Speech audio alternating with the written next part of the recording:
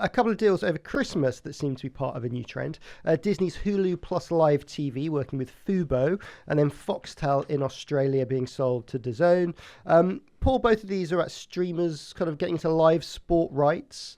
Is this the trend of the future? Well, I think it's interesting.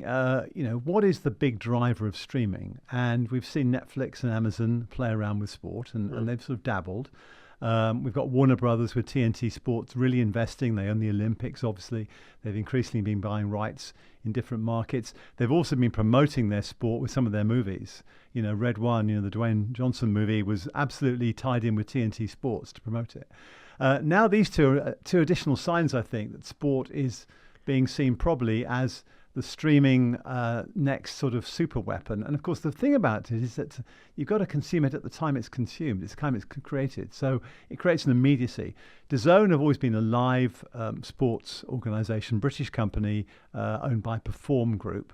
And boxing's been a huge thing for them and other things.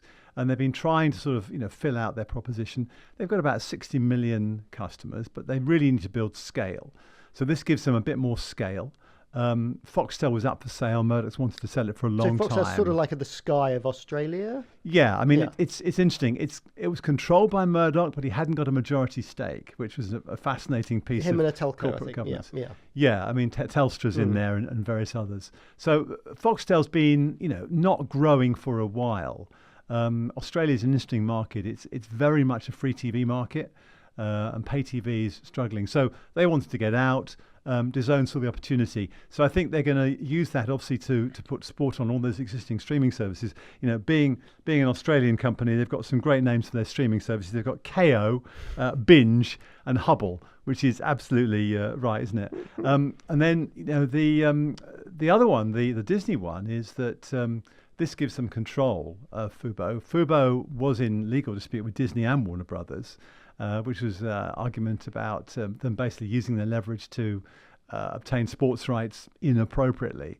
That settles the legal case, but it gives Disney now, with ESPN and Hulu and Disney Plus, a really powerful opportunity to put live and pre-recorded sport. Yeah, so Hulu and actually YouTube have this as well, and Fubo. They're sort of like virtual cable networks, aren't they? Sort of. I mean, Hulu is actually a streaming network, but it's treated like a cable network. ESPN obviously was a cable network, but ESPN is rapidly reinventing itself as a streaming service.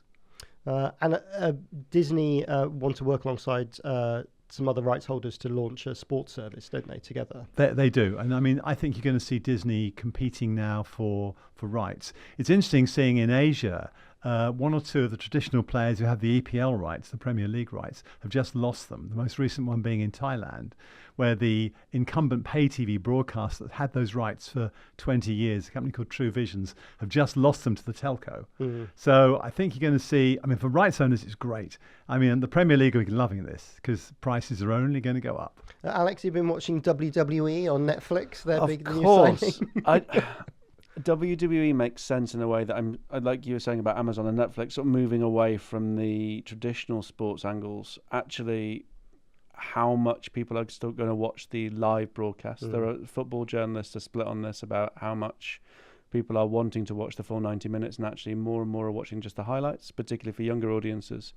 And then it's how the promos of doing those goals, of doing those like 2-minute highlight programs free to air on YouTube or across social networks, how much that drives subscriptions or payments into it. And I think as audiences get more and more one service or two services only, Sky sort of looking at it and they're not sure that the sports thing is the thing that is converting, and so there's a big bet on these platforms are making, and I don't know if it's going to work. It's very expensive.